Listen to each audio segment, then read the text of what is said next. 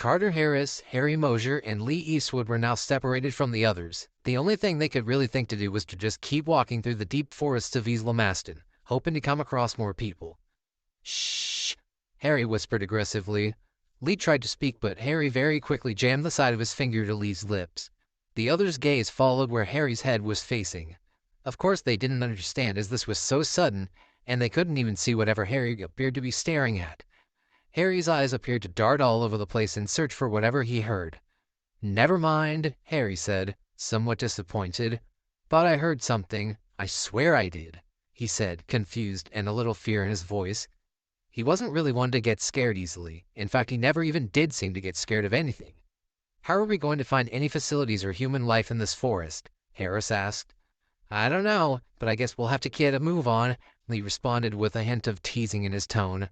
"But you should know your way around this place," Harris responded. "You should know where a facility is and exactly where we are."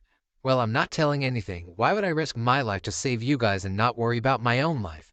Lee said, and then he chuckled like a school bully after taking your lunch money. Harry looked at Lee with pure hatred and annoyance, and then he lunged at Lee with his fist out. Harris somehow managed to stop the hulking figure that is Mosier before he could throw a punch, or do worse. Lee laughed, and he called them simpletons under his breath. They continued walking down the dirt path. Harry shouted, "Help! Is anyone out there? Help!" "Would you just shut it?" Lee bellowed as he slapped Harry across the lips. "You're gonna get the local wildlife all excited."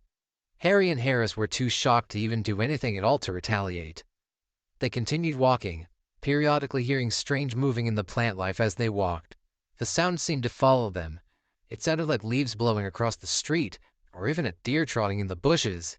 They figured it was just the wind, but then they heard someone, or something, trip on what sounded like the log in a forest. And then they heard what sounded like a mix between a bird cackle and a frog's croak. "What the hell?" Harris said. "Just a harmless mammal or another dinosaur, you big baby." Harris continued to gaze into the forest for about 3 seconds before realizing that he and the others were about 15 feet apart. He sprinted toward them and quickly caught up with them. The hair on the back of Harris and Mosier's necks stood up as they got the chills. They just couldn't shake the feeling of being watched. He had a horrible feeling that a big dinosaur was going to come out of the forest at any moment and maul them to death. Like another Utah raptor, or worse. All of a sudden, a big screech erupted in the dead silence that was otherwise filled with their crunching footsteps. And something very quickly shot out of the bush right next to them. All three of them screamed like they had seen a ghost, and Harris and Mosier went into the forest running as Lee continued down the path sprinting. They dashed through the forest, they hurled over logs, they spun around trees and barely avoided the obstacles in their way, like fallen trees, big boulders, big puddles of water, and even piles of dead, crunchy leaves. It was like they were race cars on a racetrack going at 100-mile-per-hour speeds. They didn't even notice the stinging pain of rose thorns that pricked them like barbed wire. They were determined to escape. After about what felt like an eternity of running from what they were sure was a tyrannosaur or something like that, they finally came across a clearing, and they saw a small, abandoned shack that nature had already completely taken over. They slowed down, and they jogged over to the shack despite their hearts feeling like one of their ribs had pierced right through their heart, and their throats feeling like lava had been dumped down them. They could barely even speak from how much running they had done. Their hearts were beating so fast, and they were practically gasping for air as they opened what was left of the old shack door. They quickly ran in and practically threw themselves onto the wooden floor, still trying to catch their breaths. Meanwhile, where Lee was, he had also stopped running and was now walking at a fast pace. He was also paranoid that whatever had come out of the bushes would come back. At least he knew the right way to the nearest facility, he thought. 10 minutes or even 14 after he stopped running, he heard a distant scream in the woods behind him. It was Harris. He heard a man screaming for help at the top of his lungs, too. Mosier, he thought. Even though he didn't want to, he knew he had to go back for them and help them. "I don't want a lawsuit for not saving those idiots," he said to himself.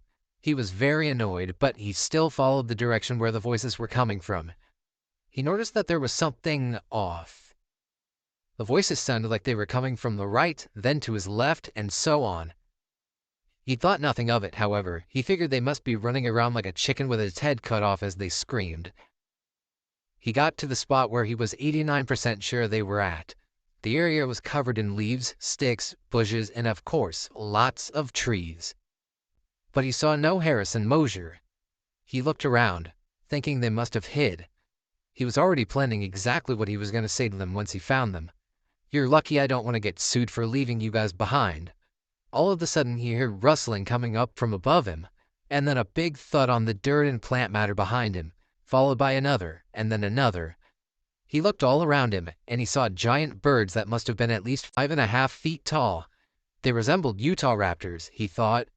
They had a color scheme which reminded him of blackbirds. An orange snout, black and gray feathering on their bodies, and several snow leopard-like markings all over them. They snarled at him like a goose when you get a little too close. He now realized what they were. Dakota raptor, he thought, before one jumped at least 13 feet in the air and landed on him, knocking him to the ground with a sickening thud as it snarled and barked. This must have been what having a dresser fall on you was like, he imagined. He screamed in pain as he felt their hot breath all over him, their slashing claws that felt like red-hot knives as they tore through his body. He could just barely see his guts getting torn from his belly through the black feathers of the Dakota raptor. He screamed in vain for about 10 more agonizing seconds of pure pain before the screaming finally stopped, replaced by the snapping of raptor jaws and snarling and horrible growls as they tore his body to shreds. Before all that was left was a few bloody pieces of his clothing, his cap, and a few chunks of brain and gut matter, and lots of blood splatter all over the forest floor.